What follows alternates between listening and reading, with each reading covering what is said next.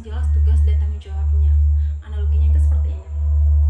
Dalam sebuah tim sepak bola, kiper yang bertanggung jawab jaga gawang, strikernya yang bertugas mencetak gol kan. Nah, kalau golnya kebobolan, yang ditanya ya kiper dan pertahanan, bukan penyerang. Nah, jadi di perusahaan juga gitu. Kalau ada proyek gagal atau ada kesalahan, harus jelas siapa yang bertanggung jawab dan bagaimana memperbaikinya. Ini membuat semua orang itu jadi lebih hati-hati dan profesional dalam bekerja. Nah, yang ketiga itu ada responsibility atau pertanggungjawaban. Nah, ini tuh agak mirip dengan akuntabilitas, tapi lingkupnya itu lebih luas. Perusahaannya nggak cuma bertanggung jawab ke pemegang saham aja atau cari untung, tapi juga punya tanggung jawab sosial. Misalnya itu kayak bertanggung jawab pada lingkungan, seperti tidak mencemari atau ya pada karyawan itu memberikan hak atau kesejahteraan yang layak. Nah, pada masyarakat sekitar, perusahaan yang punya GCG baik itu sadar betul bahwa mereka adalah bagian dari komunitas yang lebih besar. Jadi, bisnis yang dilakukan harus beretika dan berkelanjutan. Nah, yang keempat itu ada independence atau kemandirian, di mana prinsip ini yang menekankan agar perusahaan itu dikelola secara independen, tidak didikte oleh kepentingan tertentu. Contohnya itu seperti apa ya?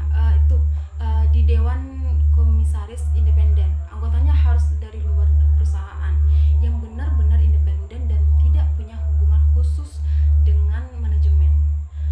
Tugasnya apa? Itu untuk mengawasi jalannya perusahaan secara objektif, memastikan semuanya itu berjalan sesuai dengan aturan dan tidak ada conflict of interest. Jadi keputusan itu kepentingan perusahaan, bukan untuk kepentingan pribadi atau golongan tertentu. Nah, dan yang kelima itu ada finance, itu ini tentang keadilan dan kesejahteraan, di mana perusahaan itu harus memperlakukan semua pihak secara adil. Misalnya kayak kesempatan yang sama bagi semua karyawan untuk berkembang, perlakuan yang sama kepada semua pemegang saham, baik yang sahamnya kecil maupun yang sahamnya besar.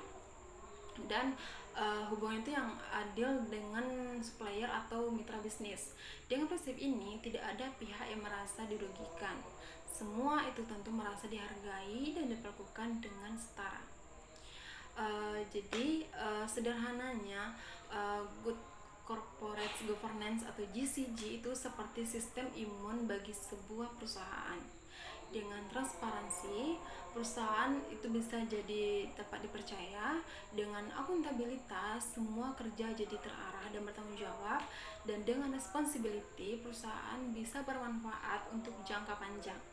Nah, dengan independence, keputusan yang ya jadi lebih objektif dan sehat. Dan dengan fairness, itu semua pihak merasa nyaman dan dihargai. Kalau kelima prinsip ini itu diterapkan, maka perusahaan itu nggak cuma akan untung, tapi juga kuat, tahan banting, dan disegani oleh semua orang. Nah, gimana? Sekarang udah jadi lebih kebayangkan betapa pentingnya good corporate governance itu.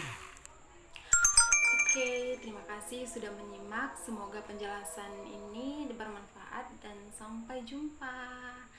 Assalamualaikum.